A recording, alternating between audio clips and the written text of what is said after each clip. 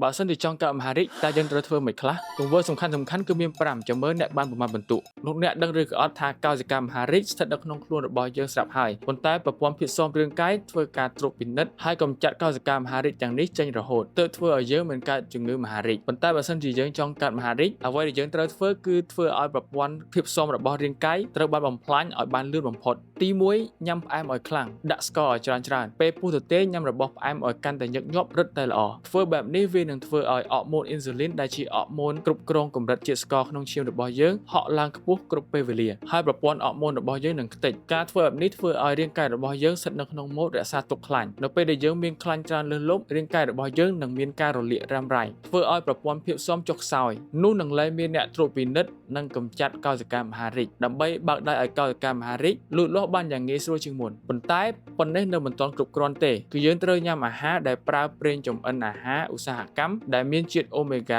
6ឲ្យបានច្រើនព្រោះខ្លាញ់អូមេហ្គា6នេះនឹងត្រូវបំផ្លាញទៅជាសារជាតិ prostaglandin ដែលជាសារជាតិដែលធ្វើឲ្យរាងកាយមានការរលាកយ៉ាងធ្ងន់ធ្ងរនៅពេលដែលរាងកាយរបស់យើងរលាកកាន់តែខ្លាំងនោះគោលដៅរបស់យើងជិតបានសម្រេចហើយទី3គឺយើងហូបអាហារកែច្នៃឲ្យបានច្រើនអាហារកែច្នៃគឺជាអាហារដែលយើងមិនអាចមើលដឹងប្រភពរបស់វាដោយផ្នែកទទេហើយភាគច្រើនគឺវាមានរសជាតិឆ្ងាញ់មែនទែនអញ្ចឹងយើងញ៉ាំឲ្យបានច្រើនដើម្បីឲ្យឆាប់កើតជំងឺមហារីកដោយសារតែអាហារកែច្នៃនេះគឺសម្បូរទៅដោយសារជាតិគីមីហើយនិងខ្លាញ់មិនល្អបូកផ្សំជាមួយនឹងការផឹកស្រាហើយនិងការជក់បារីឲ្យបានកាន់តែច្រើនដែលវាជួយឲ្យអวัยวៈខាងក្នុងរបស់យើងក៏ដូចជាប្រព័ន្ធរំលាយអាហារមានការរលាកយ៉ាងធ្ងន់ធ្ងរនិងបាត់បង់មុខងារនៅក្នុងការធ្វើតួនាទីបូកផ្សំជាមួយនឹងទង្វើចុងក្រោយគឺការគេងឲ្យបានតិចបំផុតគេងមួយថ្ងៃតែ3ទៅ4ម៉ោងបានហើយពលគឺក្រោម6ម៉ោងដែលធ្វើឲ្យរាងកាយរបស់យើងមិនចាំបាច់មានពេលត្រួតពិនិត្យនិងជួសជុលហើយកម្ចាត់កោសិកាដែលខូចខាតនោះទេធ្វើបែបនេះដើម្បីឲ្យប្រព័ន្ធភាពស៊ាំរបស់យើង